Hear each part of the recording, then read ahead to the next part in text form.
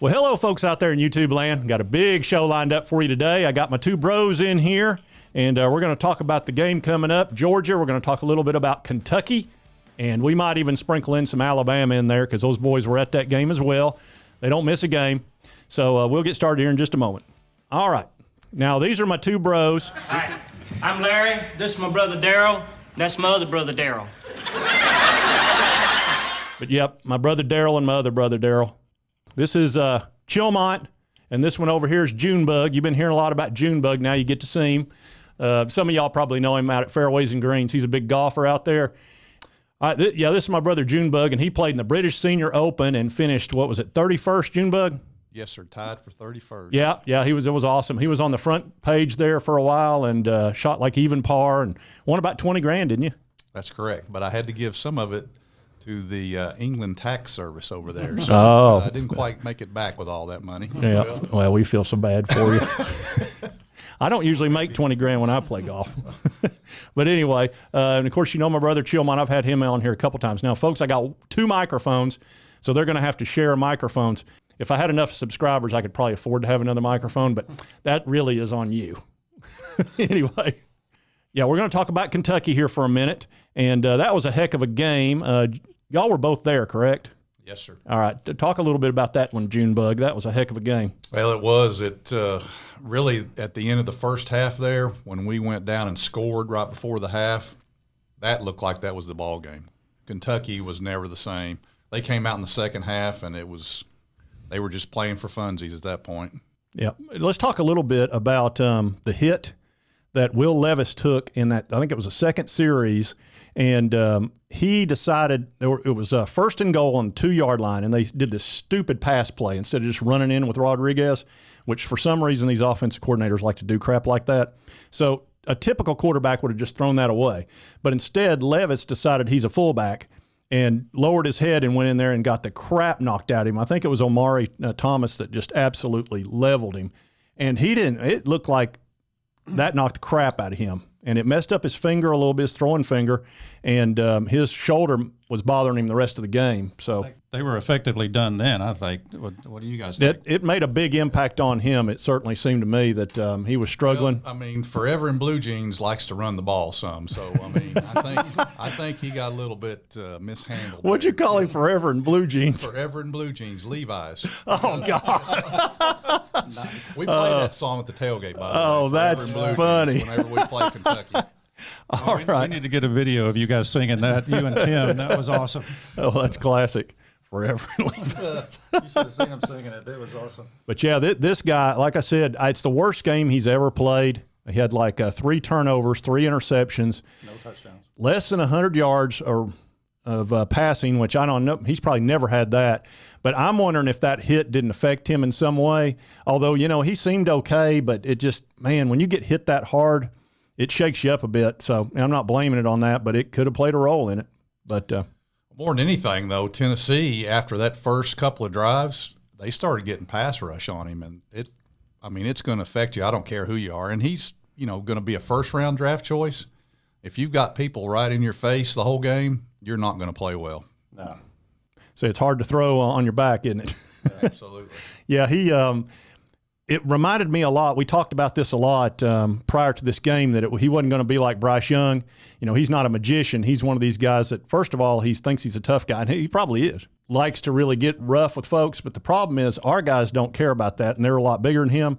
And it just seemed to me going into this game that he was going to get sacked quite a bit because he holds the ball too long, and that he'd probably make some mistakes with the ball, which he clearly did. Well, I think that's the big thing with him. He's a better passer, seems like, when he's on the run, not so much in the pocket. He's not really a true pocket passer, I don't think.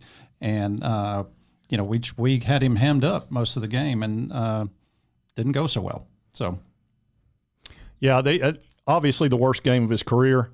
And that was a huge testament to the defense, which, man, did that defense play well. I mean, y'all were right there. What was that impact like of just having the defense play so well?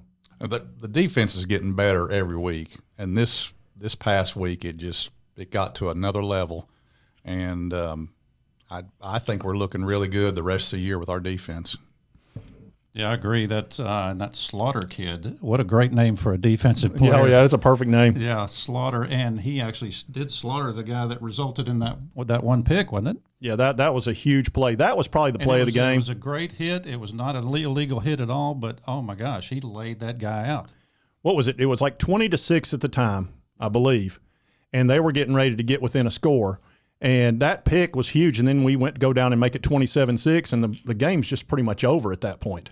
And that's, when you're down 3 touchdowns and you're a running team, you're in big, big trouble. Yeah, and it didn't look like Kentucky had a backup plan. I mean, they basically looked like we're a running team, and that's what we do, and we're not changing anything, and the ball game was over. Yeah, they stuck with it. All right. Now, Rodriguez is another issue. I was a little bit concerned about him. I figured he'd get his 100 yards. He did not. He only ran for 65. Now, we've been stopping the run all year long. That's the big difference in this defense from last year to this year. I almost think it's hurt the secondary in a way because so many teams realize we just can't run against them, so we're only going to throw.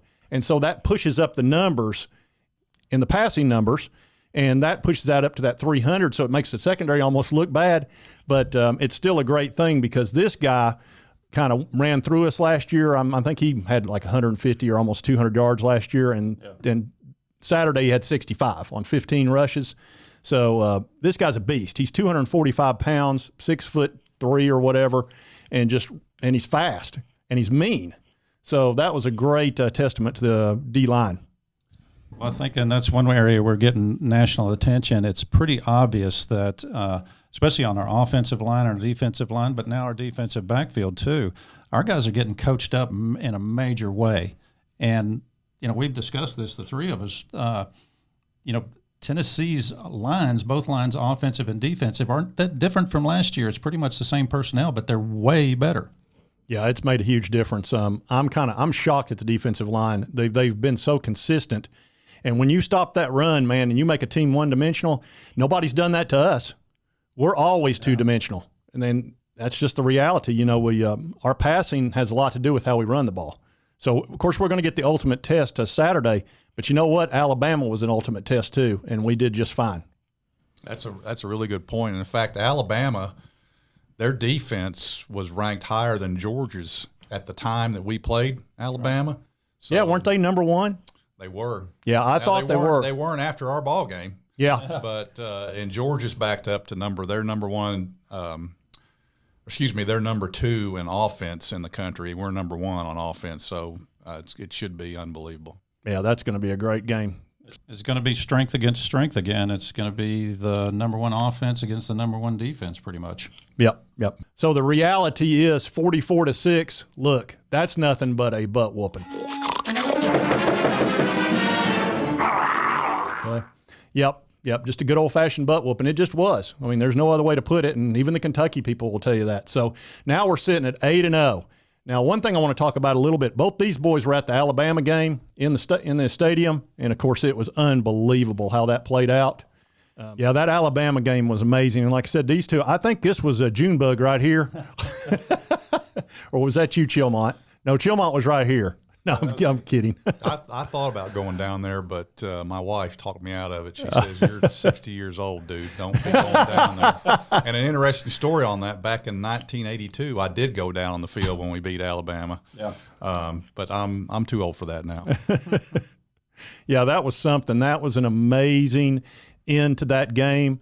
And the crowd, and let's talk about the fireworks and everything that's going on there. Now, Junebug's been going to these games for decades. What is the difference now between back in the day and what they did even 10 years ago from what you've seen? Well, I mean, you're finally having success. I mean, it's been 15 years of misery over there. And you've got a new AD, and they've really turned it into a mild rock concert is basically what they've done. They've made it fun to go back to the stadium. Sure. You got the fireworks. You're playing the music. Everybody's excited, the lighting. Everybody's excited to be there now, and you've got a product that's fun to watch. Yeah, it's super fun. Absolutely. So everything, Danny White has lucked out, or he's the smartest man in the world right now. Yeah, it looks really good. It's been very exciting. That was a heck of a ball game, and that ending was incredible. Junebug said the the field filled up in about 30 seconds. Yeah, it was after the ball went through the goalpost. Yeah, I mean, it looked like they were just anticipating he was going to make that field goal, and they were ready to pounce and jump on the field, and it did. It didn't take them long to take it down. Oh, yeah. That was amazing. Unbelievable. Yeah, I stayed in the stands and lit up a cigar with a buddy of mine, and within just a couple of minutes of the end of the game, you could barely see across the field for the smoke from all the cigars everybody lit up. Yeah. I think everybody, man, woman, and child, brought a cigar. Yeah, there's probably 40 or 50,000 cigars that got lit up.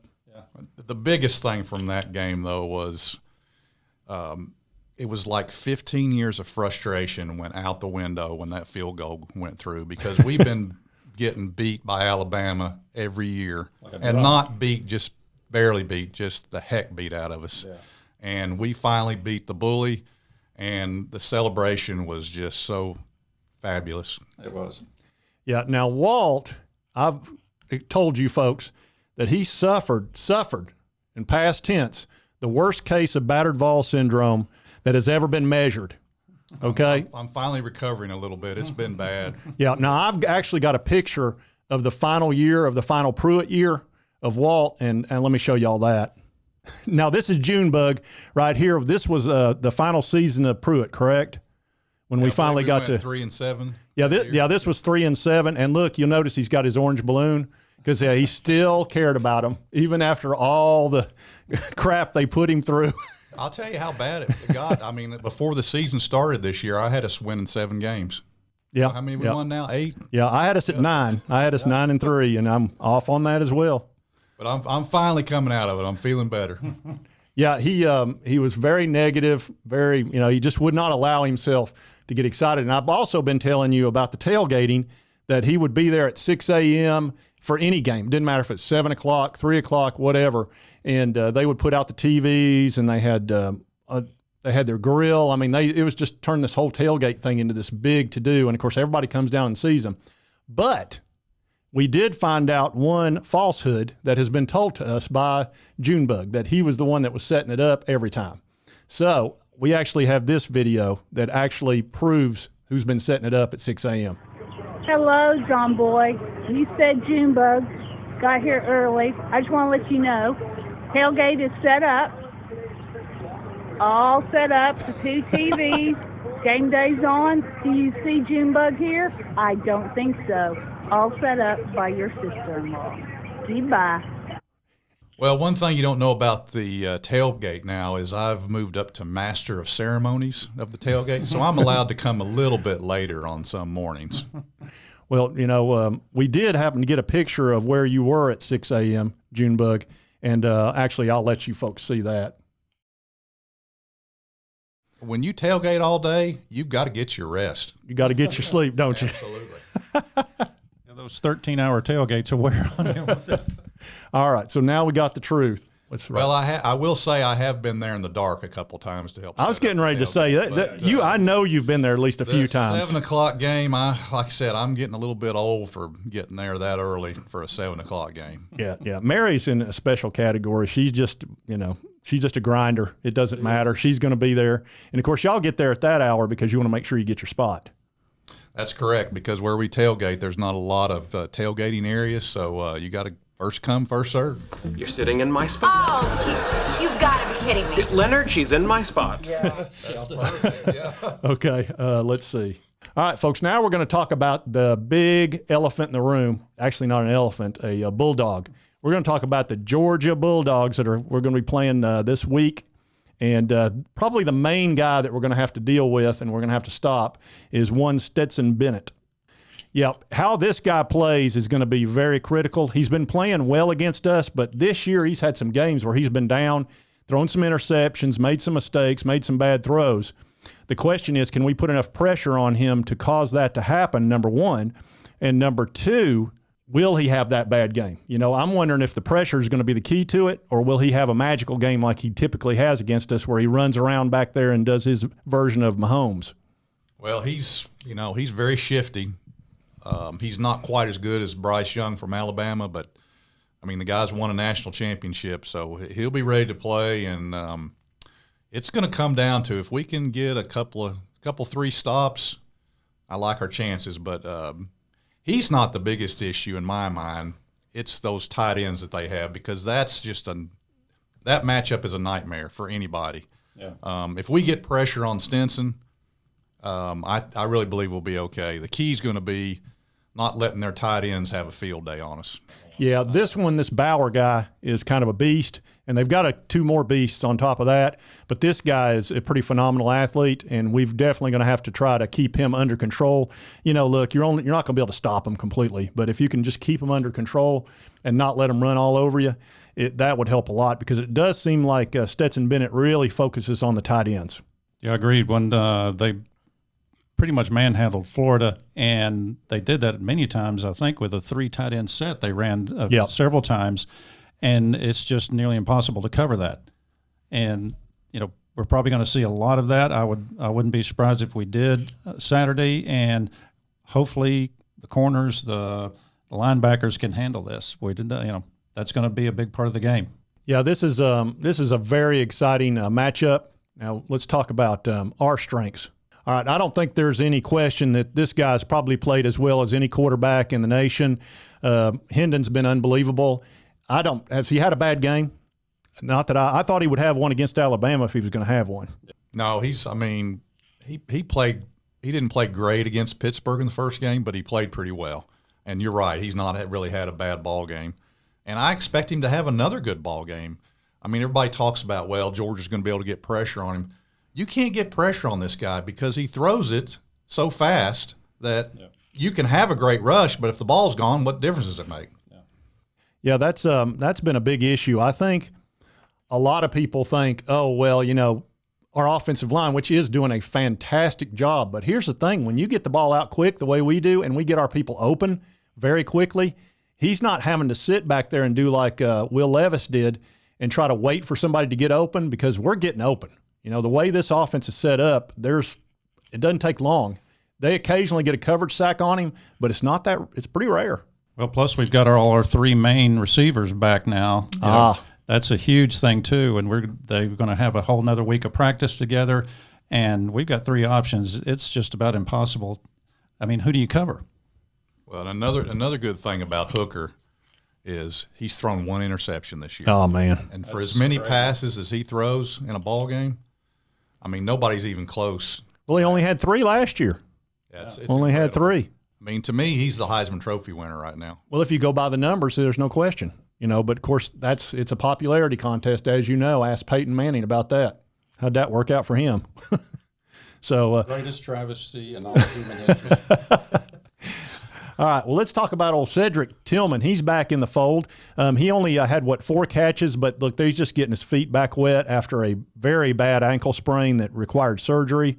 So it's great to have him back out there. He was probably a little bit more of I don't want to call him a decoy last week, but, he wasn't really back to his full form yet. But I would think by Georgia he may very well be. And Hyatt, of course, exploded. He just had a great game.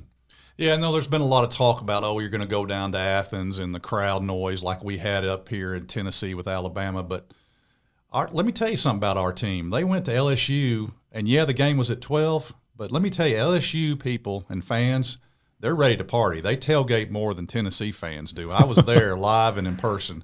And that crowd and that stadium was very loud. And our offense didn't have any issues. They looked like they were playing in Neyland Stadium. And I anticipate that they will be ready for these Bulldogs, and they're going to play well. I just don't think it phases these guys. It's like they have ice in their veins, especially Hooker. But even Hyatt and Brew McCoy. Yeah, Brew has been playing well. Brew's been a solid third option receiver. Yeah, or third option, actually second option, and now he's technically the third option. Although, I mean, you've got 3 great options there. Yeah, he's kind of the guy that you hit for that 10-yarder that's going to get you another 10 yards after he catches it, after the third and long yards after the catch, yak or whatever it's called. Yeah. He's real good because he's 225 pounds or whatever he is, and he's just kind of a beast out there.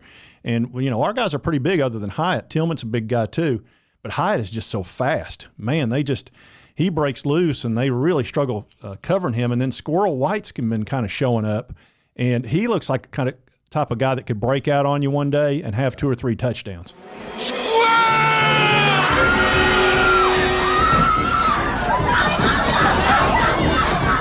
It's still amazing how, and like I said, we've been watching this for 2 years. It's still amazing how open we get a wide receiver every play. Isn't it? I mean, literally, there's nobody within 10 yards of them almost every single play. And you would think these defensive coordinators could figure out a way, but they have not been able to figure out a way to stop it. No, they haven't. Well, one of the best things this year is seeing the coaches, the opposing coaches after the game, and they're just in shock. They're like, well, nothing we did worked. Yeah, that happened with Saban. Have you ever seen Saban? Saban was speechless. I've never seen Saban like that ever. And so was the LSU coach, and so was the Kentucky coach. It's like, what do we got to do? We don't know. We can't figure it out. Yeah, well, 2 of the top 3 defensive minds in the SEC are Saban and Stoops, not counting Kirby. And they could do nothing with the Vols, nothing. They've scored 100 points on them, and it could have been more if they felt like it. We took it easy on Kentucky at the end because there wasn't any point, but it could have been 50-plus against them pretty easily. So I feel good about our chances against Georgia to score. The question is, can we stop them? And how much will the crowd play a role in this? Because, look, they're favored by anywhere from 9 to 12 points, depending on what you're looking at. And I think that's high. I do too. I really think it's a 3-point ball game. I thought 3 or 4 points. I think the spread keeps dropping. It was 12.5 to start. Now I've seen 7. And one of the beauties of what Heupel has been able to do, he's got these kids playing like it's another ball game. It's not a big deal to play Alabama. It's not a big deal to play Georgia. It's the next game on the schedule. And when you have that process mindset, you've got a chance to do a lot of great things. Do you think that comes strictly from Heupel because he's such a cool character to begin with? Absolutely. There's a guy that, what was he, runner-up in the Heisman? He won the national championship. Yep. He knows what it is to play at a high level and how you have to be low-key and worry about the process, not the results, and not how big the game is.